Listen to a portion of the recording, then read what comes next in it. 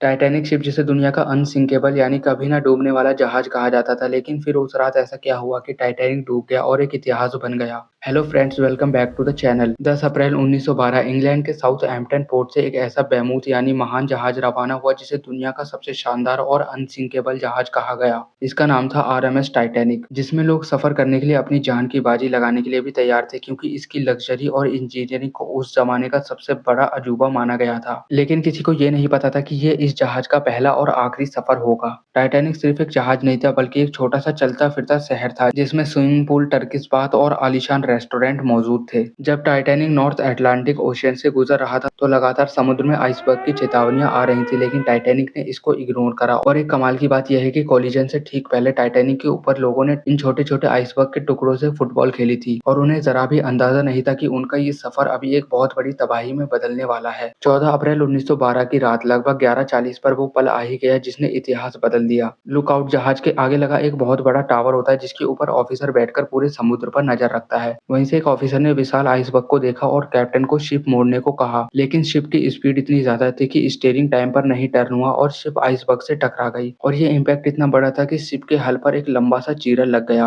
और इस जहाज के वाटर कंपार्टमेंट्स पे पानी भरने लगा। लगभग 6 कंपार्टमेंट पानी से भर गए और जहाज धीरे धीरे डूबने लगा और इस जहाज का घमंड टूटने लगा। सबसे दुख की बात यह थी कि शिप में लगभग 2200 से ज्यादा लोग थे, लेकिन इसमें लाइफ बोट सिर्फ 20 ही थी, जो कि आधे से भी कम है। और टाइटैनिक की कुछ दूरी पर एक एसएस कैलिफोर्निया नामक जहाज भी था। टाइटैनिक से आए हुए सिग्नल को इस जहाज ने इग्नोर करा, क्योंकि टाइटैनिक के लोग सिग्नल भेजने के लिए रॉकेट जला रहे थे और एसएस कैलिफोर्निया जहाज के कैप्टन को लगा कि टाइटैनिक के ऊपर काफी अमीर लोग हैं जो कि एंजॉय करने के लिए रॉकेट जला रहे हैं, इसलिए उन्होंने इस सिग्नल को इग्नोर करा। और कैलिफोर्निया जहाज का रेडियो ऑपरेटर भी सो गया था, इसीलिए वो रेडियो सिग्नल भी नहीं पकड़ पाए और टाइटैनिक की मदद नहीं कर पाए। 15 अप्रैल की सुबह टाइटैनिक दो टुकड़ों में टूट गया और लगभग 12,500 फीट की गहराई में डूब गया और 1500 से ज्यादा लोग मर गए। साल 1985 में जाकर टाइटैनिक के मलबे को समुद्र की गहराइयों में खोजा गया। और आपको क्या लगता है, अगर उस दिन उन वार्निंग्स को इग्नोर नहीं करा होता तो आज शायद टाइटैनिक बच सकता था? कमेंट्स में अपनी राय जरूर लिखना।